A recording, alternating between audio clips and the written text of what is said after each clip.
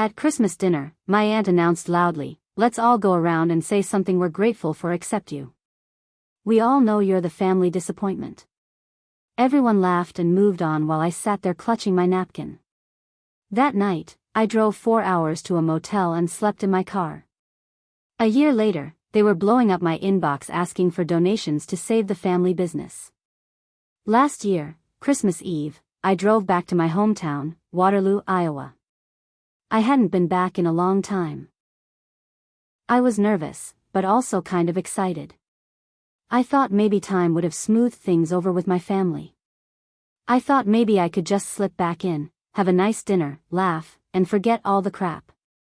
I thought wrong. The roads were bad that night. Snow falling so thick you couldn't see 5 feet ahead. But I made it. Aunt Carla's house looked the same. Big old farmhouse with a front porch and way too many Christmas lights. Inside, everyone was already gathered around the table. Turkey, ham, mashed potatoes, green bean casserole, the works. It smelled like every good memory of my childhood. I let myself believe for a second that it was going to be okay. They didn't even wait for dinner to finish before it started. About halfway through, Aunt Carla stood up, holding her wine glass. She rang it with a fork like she was about to make a toast. Everyone turned to her. "Let's all go around and say something we're grateful for," she said, smiling wide. "Except you, Sam. We all know you're the family disappointment." Just like that. Like it was the punchline to a joke everyone else was already in on. The whole table laughed. Not just a little chuckle, either.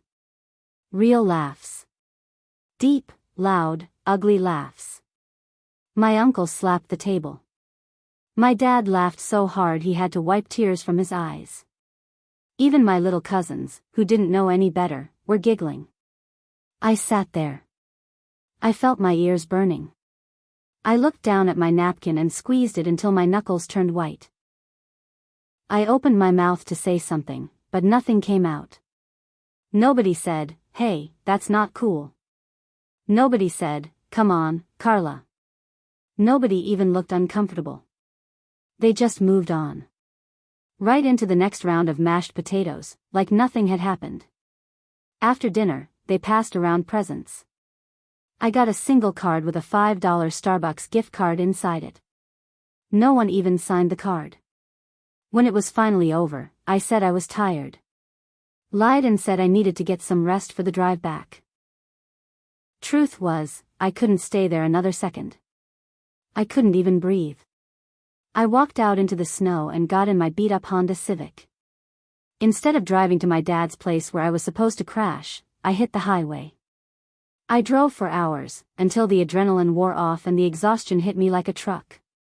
I pulled into a motel off the interstate, but when I saw the rates $89 a night I knew I couldn't afford it. Not if I wanted to eat the rest of the week.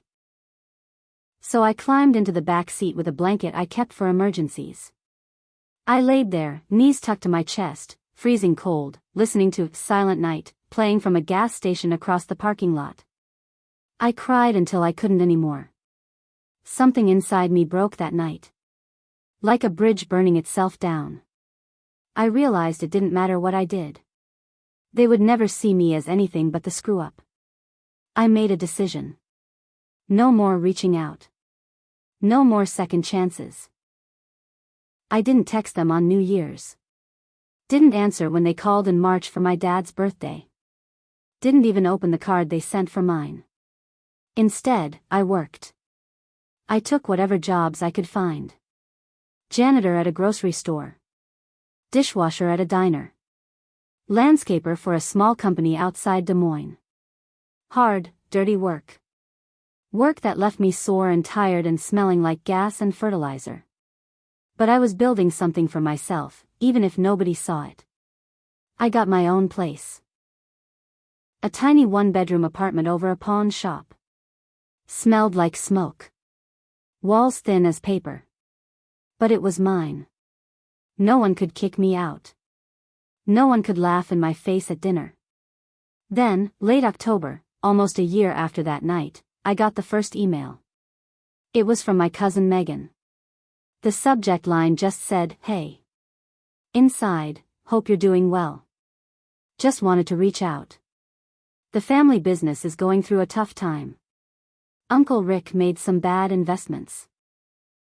We're really struggling to keep the restaurant open.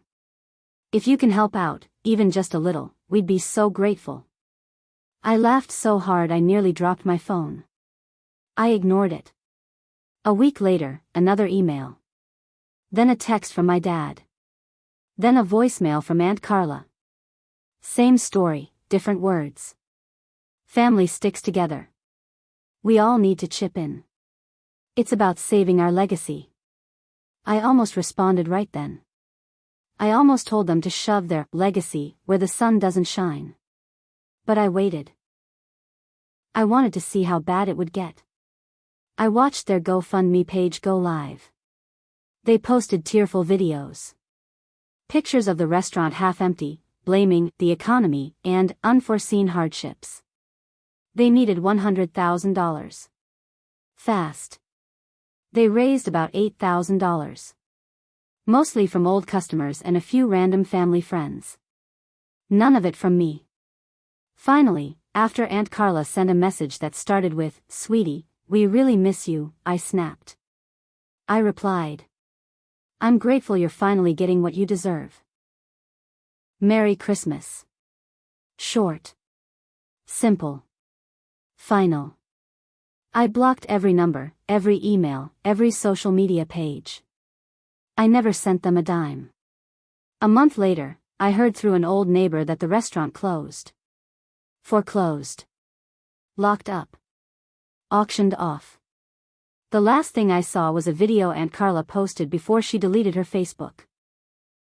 She was sitting on the curb outside the restaurant, sobbing, makeup running down her face, talking about how some people you think you can count on just disappear when you need them. I sat there in my crappy apartment, with a cold beer and a frozen pizza, and I smiled so hard it hurt.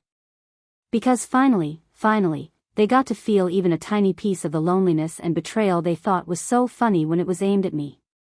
After the restaurant closed, I thought that was it. Story over. Lesson learned. But people like my family don't go down quietly. They blame. They scheme. They dig their claws in wherever they can. It started small. A fake Facebook account tried to friend me. Name was Jason Marks, some guy with a golden retriever in the profile picture. But when I looked closer, I saw the dog had the same scar across its nose that my cousin's dog, Buddy, had. It was Megan pretending to be someone else. I didn't accept. Then someone left a 1-star review on the landscaping company's page. Said I was rude, unprofessional, and smelled like alcohol. I knew it was them. I could hear Aunt Carla's nasty voice in the wording. Luckily, my boss didn't care.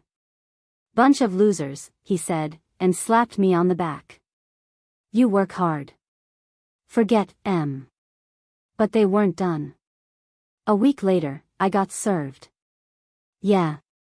They sued me. They tried to claim that during my last visit Christmas Eve I had stolen jewelry from Aunt Carla's bedroom. A sapphire ring that belonged to my great-grandmother. I couldn't believe it.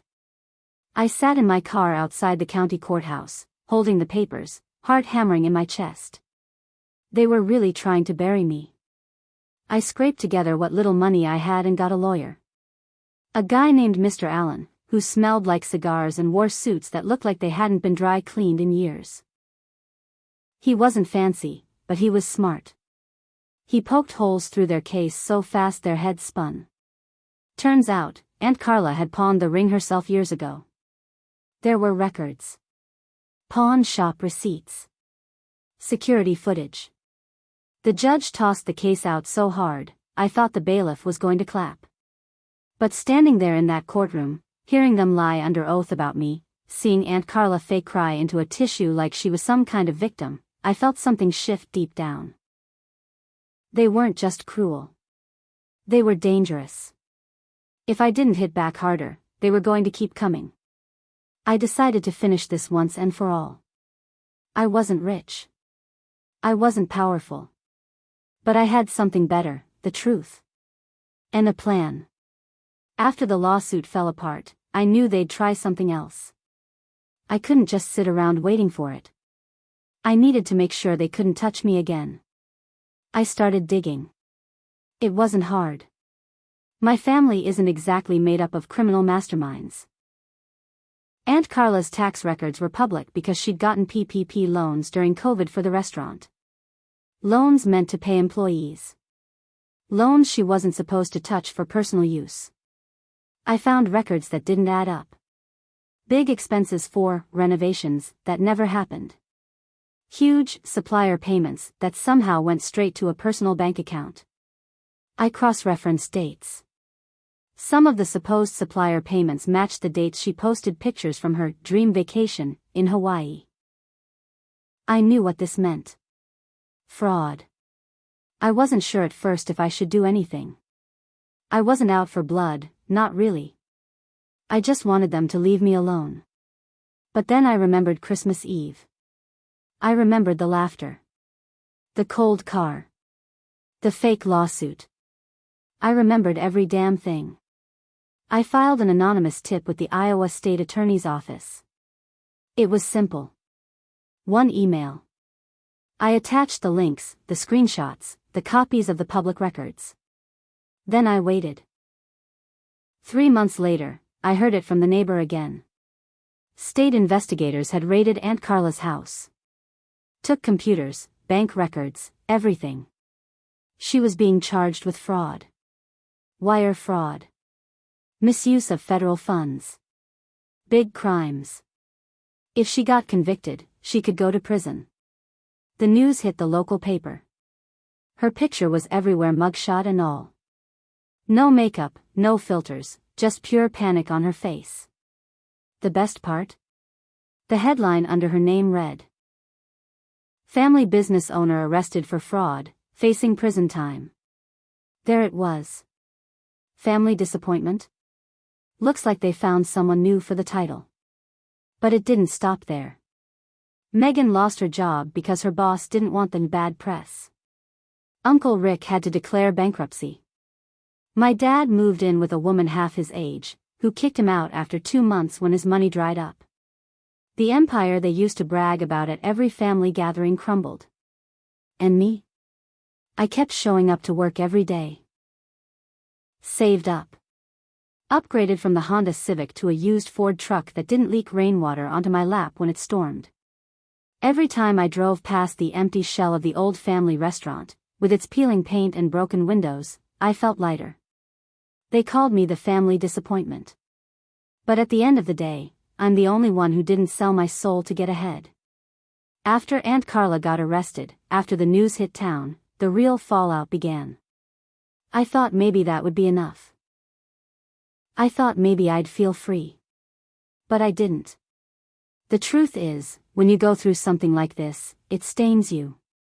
It changes how you see people. How you see yourself. I didn't realize it right away, but somewhere along the line, I stopped trusting anyone. Stopped answering messages from old friends. Stopped showing up to anything that felt too crowded.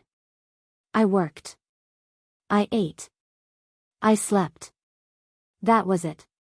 One day, my old boss, Joe, sat me down. "You're a good worker, Sam," he said, pushing a cup of coffee toward me.